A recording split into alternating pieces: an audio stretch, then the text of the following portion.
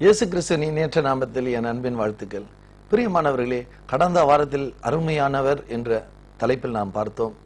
அதே வசனத்தில் நாம் திருப்பி பார்க்கும் பொழுது தேவன் நம்மை சிநேகித்தார் என்ற வசனத்தை தொடர்ச்சியாக நாம் பார்க்கும்.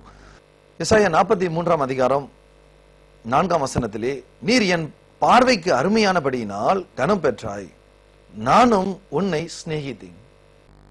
நானும் உன்னை சிநேகித்தேன் என்ற வசனம் என்னை மிகவும் தொட்டது. இந்த உலகத்திலே நம்மளை சிநேகிக்கிறதுக்கு ஒரு தேவன் உண்டு. இந்த உலகத்திலே நம்மை சிநேகிக்கிறேன் என்று முழுமையாய் ஒரு சொன்ன ஒரு தேவன் உண்டு. இந்த தேவன் சொல்லுகிறார், நீர் எனக்கு அருமையானவர், ஆனால் நானும் உன்னை சிநேகித்தேன். தேவன் நம்மளை நேசிக்கிற தேவன். அவருடைய நேசம் எவ்வளவு பெரியது. ஒரு மனுபுத்திரனை அவர் நேசிக்கிறதுக்கு அவன் எம்மாத்திரம். ஆகவே இந்த வசனம் சொல்லுகிறது, நான் உன்னை சிநேகித்தேன். தேவன் சிநேகித்தால் அந்த மனிதனுடைய நிலைமைகள் மாறிவிடும். தேவன் ஒரு மனிதனை சிநேகிப்பதை அந்த மனிதன் ஏற்றுக்கொண்டால் அந்த மனிதனுடைய சூழ்நிலைகள் மாறிவிடும். இது நிச்சயம். ஒரு மனிதனை தேவன் சிநேகிப்பதை அவன் ஏற்றுக்கொண்ட மாத்திரத்தில் அவனுடைய சூழ்நிலைகள் அத்தனை மாறிவிடும். எத்தனை ஒரு சந்தோஷமான ஒரு வார்த்தையை பாருங்க. இந்த காலை பொழுதுல தேவன் நம்மளை பார்த்து சொல்கிறார், உன்னை நான் சிநேகிக்கிறேன், உன்னை நான் சிநேகிக்கிறேன். இந்த உலகத்துல நம்மளை நேசிப்பதற்கு அநேக ஜனங்கள் உண்டு. கணவன் மனைவியை நேசிப்பார்கள், மனைவி கணவனை நேசிப்பார்கள், பிள்ளைகள் பெற்றோரை நேசிப்பார்கள், பெற்றோர்கள் பிள்ளையை நேசிப்பார்கள். ஆனால் ஒரு குறிப்பிட்ட காலகட்டத்திற்கு மாத்திரம்தான். ஆனால் நம்மளை காலகாலமாய் நேசிப்பதற்கு ஒரு தேவன் இருக்கிறார். அவர் நம்மளுடைய சூழ்நிலைகளை பார்க்காமல், நம்மளுடைய இருக்கிற நிலைமைகளை பார்க்காமல் நம்மளை பார்த்து சிநேகிக்கிறார். ஆகவேதான் நானும் உன்னை சிநேகிக்கிறேன் என்று இந்த வசனத்துல சொல்கிறார். நானும் உன்னை சிநேகிக்கிறேன் என்று சொல்ற அந்த வார்த்தை எவ்வளவு ஒரு இனிமையான வார்த்தை பாருங்க. இந்த தேவன் பார்த்து நம்மளை சிநேகிக்கிறார். ஒரு மனிதன் சிநேகிப்பதை விட தேவன் சிநேகிப்பதை எவ்வளவு வித்தியாசம் உண்டு. இந்த தேசத்தில் அரசாளுகிற அரசன் நம்மளை நேசிப்பதை காட்டிலும் தேவன் நேசிப்பது எவ்வளவு வித்தியாசம் உண்டு. இதை குறித்து தான் இன்னொரு வேத பகுதியை நாம் பார்ப்போம். 1 சாமுவேல் 16 அதிகாரம் 21வது வசனத்திலே, தாவீது சவுலிடத்தில் வந்து அவனுக்கு முன்பாக நின்றான். அவன் இவனை மிகவும் சிநேகித்தான். அவனுக்கு இவன் ஆயுததாரியானான். பிரியமானவர்களே, சவுல் அரசன் தாவீதை சிநேகித்தார். தாவீதை சிநேகித்த பொழுது அவனுக்கு என்ன ஒரு உத்தியோகத்துல ஒரு உயர்வு வந்தது, ஆயுததாரியாய் ஆனான். உடனே அவனுக்கு ஒரு ப்ரமோஷன் உண்டு. ஆனா இந்த ப்ரமோஷன் நிலைத்து இருந்ததா? இந்த உயர்வு, இந்த கணம் நிலைத்து இருந்ததா? இல்லை. அதான் காரணம். என்னது?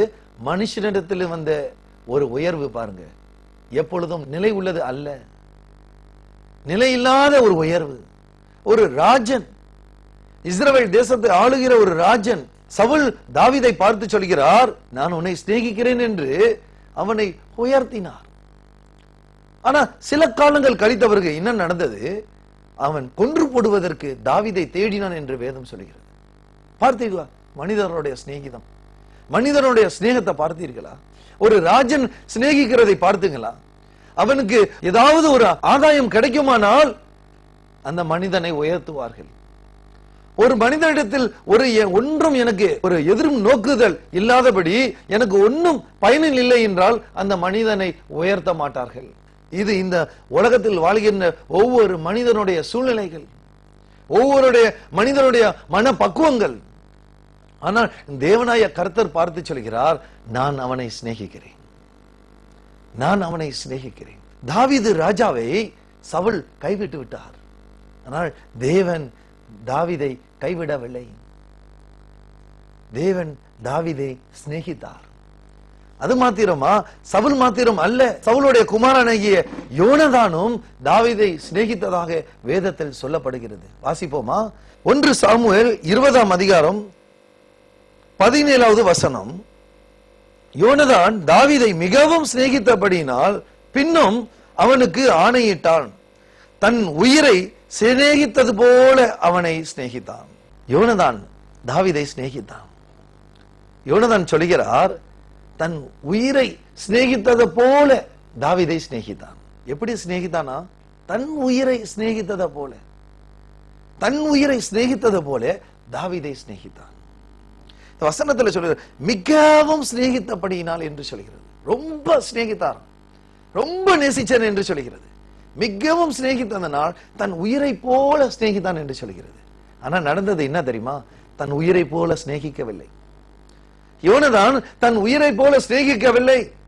தன் உயிரை போல சிநேகித்தால் தாவீதை தப்புவிக்க விட்டது மாத்திரமில்லை, தாவீதோடு இணைந்து இருப்பான். பிரியமானவர்களே, இந்த உலகத்துல நாம் சிநேகித்தவர்களோடு தான் சேர்ந்து கொள்வோம், நேசிக்கிறவர்களோடு தான் நம் குடும்பத்தில் இணைந்திருப்போம். பெற்றோர்களை நம்ம நேசிக்கிறோம், அவர்களோடு நாம் ஒன்றாக உறவாக வாழ்ந்து கொண்டிருக்கிறோம். கணவன் மனைவியாக நேசிக்கிறோம், அது மாத்திரம் இல்ல, ஒன்றாக இணைக்கப்பட்டிருக்கிறோம். ஆனால் இந்த வசனத்தில் யோனதான் சொல்கிறார், தாவீதை தன் உயிரை போல நேசிக்கிறேன் என்று சொல்லி தாவீதை விட்டு விலகி அதிகாரியாகிய தன் தகப்பனோடு இணைந்து விட்டான். இதுதான் மனிதனுடைய சிநேகிதம். ஒரு காலகட்டம் வரையும் பொழுது அவனுடைய சிநேகம் அவனை விட்டு விலகுகிறது. இதோ தாவீது பாருங்க, யோனதானை நேசித்தான், ஆனால் யோனதானை காட்டிலும் தேவனை நேசித்தான், தேவனை அதிகமாய் நேசித்தான். நடந்தது என்ன? தாவீது பாலைவனத்தில் அலைந்து கொண்டிருக்கும் பொழுது தேவன் அவனுக்கு அரணும் கோட்டையுமாக இருந்தார்.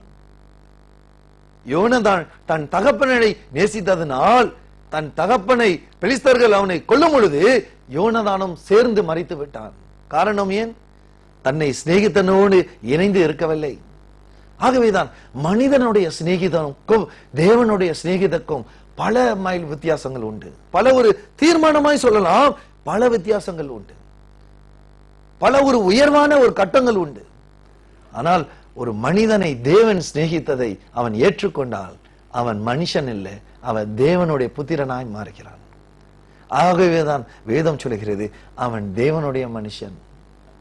பிரியமானவர்களே, உங்களை தேவன் நேசிப்பது நீங்கள் ஏற்றுக்கொண்டால் நீங்கள் தேவனுடைய மனிதனாக ஆவீர்கள். நீங்கள் மனிதர் மாத்திரம் இல்லை, தேவனுடைய மனுஷன் என்று வேதம் சொல்கிறது. நீங்கள் தேவனுடைய மனுஷனாய் ஆவதும் சாதாரண மனுஷனாய் வாழ்வதும் உங்களுடைய கையில் இருக்கிறது. தேவன் உங்களுக்கு அந்த அதிகாரத்தை கொடுத்து விட்டார். அவர் உங்களை நேசிக்கிறார். நீங்கள் அவை ஏற்றுக்கொண்டால் உங்களுடைய நிலைமைகள் மாறும், உங்களுடைய சூழ்நிலைகள் மாறும். மாத்திரமல்ல, உங்களை வேதம் சொல்கிறது தேவனுடைய மனுஷன். எவ்வளவு ஒரு உயர்வை பாருங்கள். தேவனுடைய ஒரு மனுஷன் என்று சொல்கிற வார்த்தை காட்டிலும் மேலான உயர்வு எங்க இருக்கிறது? ஆகவேதான் எலிசாக்களை பார்த்து சொல்கிறார்கள் இஸ்ரவேல் மக்கள், இவர் தேவனுடைய மனுஷன், இவர் தேவனுடைய மனுஷன். ஏன்? தேவன் சிநேகிப்பதை அவர்கள் ஏற்றுக்கொண்டார்கள். பிரியமானவர்களே, இந்த காலை பொழுதிலே நீங்கள் இந்த நிகழ்ச்சியை பார்த்து கொண்டிருக்கிற உங்களை பார்த்து தேவன் சொல்கிறார், தேவனுடைய சிநேகிதம், தேவன் உங்களை நேசிக்கிறார், தேவன் உங்களை சிநேகிக்கிறார். தேவனுடைய சிநேகிதத்தை நீங்கள் ஏற்றுக்கொண்டால், நீங்கள் தேவனுடைய சிநேகிதத்தை நீங்கள் ஏற்றுக்கொண்டால் நீங்கள் பிழைப்பீர்கள், வாழ்வீர்கள். மாறாக நீங்கள் தேவனுடைய மனுஷனாய் மாறுவீர்கள்.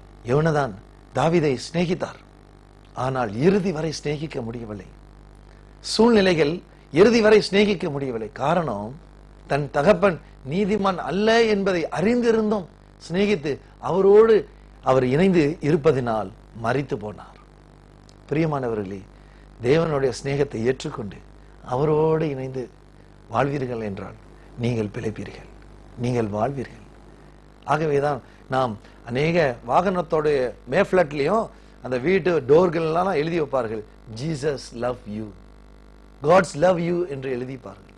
காரணம், தேவனுடைய சிநேகிதம். ஏதோ ஒரு அசட்டையான வார்த்தை என்று எண்ணி போய் விடுவார்கள். அது அசட்டையான வார்த்தைகள் என்று அல்ல, தேவன் உங்களை நேசிக்கிறார். ஆகவேதான் இந்த வசனத்தை ஆண்டவர் சொல்லுகிறார், நீர் எனக்கு அருமையானபடியினால் நானும் உன்னை சிநேகித்தேன், நானும் உன்னை சிநேகித்தேன். உங்களை சிநேகிக்கிற தேவன் உண்டு. உங்களை யாரு கைவிட்டாலும் உங்களை கைவிடாத ஒரு தேவன் உண்டு. நீங்கள் இயேசு கிறிஸ்துவை முற்றும் அறியாதவர்களாய் இருக்கலாம், நீங்கள் மற்ற புற மார்க்கத்தை சேர்ந்தவர்களாய் இருக்கலாம், ஆனாலும் தேவன் உங்களை சிநேகிக்கிறார். ஆனாலும் என் தேவனாய கர்த்தர் உங்களை பார்த்து சொல்கிறார், நான் உன்னை சிநேகிக்கிறேன், நான் உன்னை சிநேகிக்கிறேன் என்று சொல்கிறார். இந்த காலை பொழுதிலே நீங்கள் என்னோடு இணைந்து அந்த தேவனுடைய சிநேகிதத்தை ஏற்றுக்கொண்டு ஜெபித்தீர்கள் என்றால் உங்களை தேவன் சிநேகிக்கிற அந்த உணர்வுகளை உணர்ந்து கொள்வீர்கள். நீங்கள் மாற்றங்களை நீங்கள் அனுபவிப்பீர்கள். நீங்கள் இனிமே மறிக்க மாட்டீர்கள், பிழைப்பீர்கள். இனிமேல் நீங்கள் உயர்வை காண்பீர்கள். அந்த உயர்வான அந்தஸ்தை நீங்கள் பெற்றுக்கொள்வீர்கள். காரணம், தேவன் உங்களை சிநேகிக்கிறார். தாவீதை தேவன் சிநேகித்தார். ஆனா ஒரு காலகட்டங்கள் உருண்டு ஓடின பிறகு தேவனுடைய சிநேகத்தை ஏற்றுக்கொண்ட அந்த தாவீது அவருடைய காலத்தில் மிகவும் ஆசீர்வாதமான அந்த ராஜ்யத்தில் அவர் வாழ்ந்து வந்தார். மிகவும் ஆசீர்வாதமான அந்த ராஜ்யத்தை கை கொண்டார். இஸ்ரவேல் மக்களே ஆண்ட அந்த தாவீதோட குலத்தில தான் நமது தேவனாகிய கர்த்தர் இயேசு கிறிஸ்து பிறந்தார். காரணம், தாவீதை தேவன் சிநேகித்தார். பிரியமானவர்களே, உங்களையும் சிநேகிக்கிறார், என்னையும் சிநேகிக்கிறார். அந்த தேவன் ஒருபோதும் நம்மளை கைவிடாத தேவன். இந்த காலை பொழுதிலே நம்மளை பார்த்து சொல்கிற தேவன், உன்னை நான் சிநேகிக்கிறேன். நீங்கள் கண்ணீரோடு கூட இந்த நிகழ்ச்சியை பார்த்து கொண்டிருக்கலாம். வேதனையோடு கூட மனம் உடைந்து கொண்டிருக்கலாம். உங்களை பார்த்து நேசிக்கிறது ஆட்கள் இல்லையே, இதோ என் கணவன் என்னை மறந்து விட்டாரே, இதோ என்னுடைய பிள்ளைகள் என்னை மறைந்து விட்டார்களே, தூர தேசத்தில் வாழ்ந்து கொண்டிருக்கின்ற என் உறவினர்கள் என்னை மறந்து விட்டார்கள் என்று நீங்கள் நினைத்துக் கொண்டிருக்கலாம். அங்கலாய்ப்போடு நீங்கள் இந்த நிகழ்ச்சியை பார்த்து கொண்டிருக்கலாம். உங்களை பார்த்து தேவன் சொல்கிறார், உன்னை நான் நேசிக்கிறேன், உன்னை நான் சிநேகிக்கிறேன் என்று சொல்கிறேன். உங்களோடு இணைந்து நான் ஜெபிக்கிறேன். நீங்கள் இணைந்து ஜெபிங்கள், நிச்சயமாய் மாற்றத்தை காண்பீர்கள். அன்பான தேவா, அருமை இரட்சகரே, ஆவியானவரே, இந்த காலை பொழுதுக்காக நான் நமக்கு நன்றி செலுத்துகிறேன். எப்பொழுதும் இந்த நிகழ்ச்சியை பார்த்து கொண்டிருக்கின்ற ஒவ்வொருவரையும் ஆண்டவரே, உம்முடைய நேசத்தை குறித்து, நான் சொன்ன வார்த்தைகளை குறித்து அவர்கள் விசுவாசத்தோடு உம்மை நோக்கி பார்த்த ஒவ்வொருடைய சகோதரன் சகோதரருடைய வாழ்க்கையை நீங்க நோக்கி பாருங்க அப்பா. அவருடைய வாழ்க்கையிலே காணப்படுகிற ஆண்டவரே வேதனைகள், அப்பா, அங்கலாய்ப்புகள், எல்லா கண்ணீர்களையும் நீங்கள் துடைத்து அவர்களை உங்களுடைய சிநேகத்தை உறுதிப்படுத்தி அவர்களை பலப்படுத்தி அவருடைய சூழ்நிலைகளை மாற்றி போடுவீராக. அவர்களை ஒரு மாற்றத்தை நிச்சயமாய் நீர் கட்டளை இடுவீராக சுவாமி. இன்றைக்கே அவருடைய கண்களிலே இருக்கிற அந்த கண்ணீர்களை துடைத்து அவர்களை ஆசீர்வதித்து ஒரு உயர்வை கொடுத்து மேன்மைப்படுத்துவீராக. நீர் அப்படி செய்கிற தேவனா இருப்பதனால் உமக்கு கோடான கோடி ஸ்தோத்திரம். எல்லா துதிக்கான மகிமை உமக்கு செலுத்துகிறோம்.